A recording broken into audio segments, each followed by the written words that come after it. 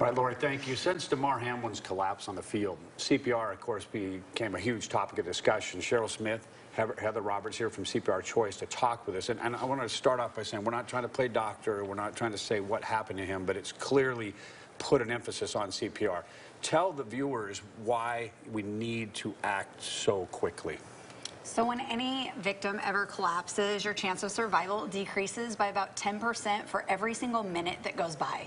So essentially, we only have a 10-minute window to start CPR and get an AED on as quickly as possible.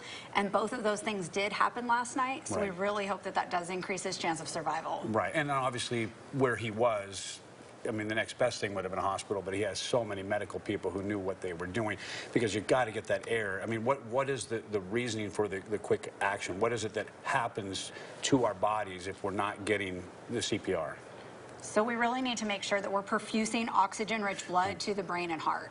And that's why just starting those immediate compressions is so important.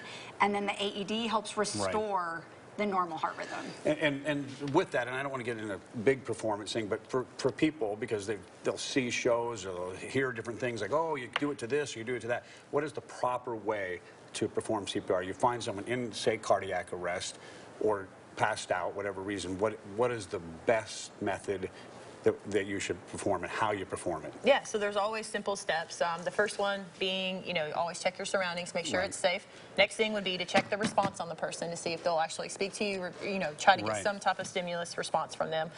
If there's not somebody nearby, direct them to call 911. Find an AED if there's one there. And don't forget that step. I mean, this is something I've heard in CPR classes, like you start in and you forget, wait, did someone call? The most important step, activating EMS. Right.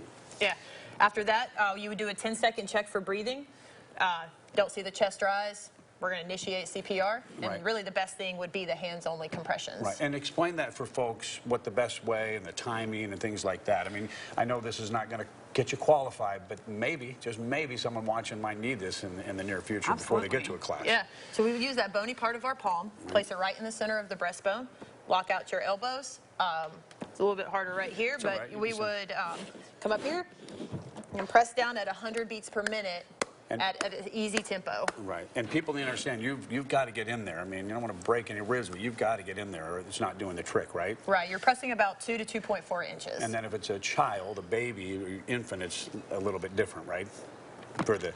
Yeah, the depth is just a little bit different, but we don't want to hesitate either. Even with a child, we want to make sure that our compressions are still deep enough and that we are compressing at that rate of at least 100 compressions a minute. I know you're experts at it, but for someone like me who's not but have done it, you really do have to get in there. It's press hard and fast. To do that. That's going to save someone's life. Where do people go to get more information and take classes?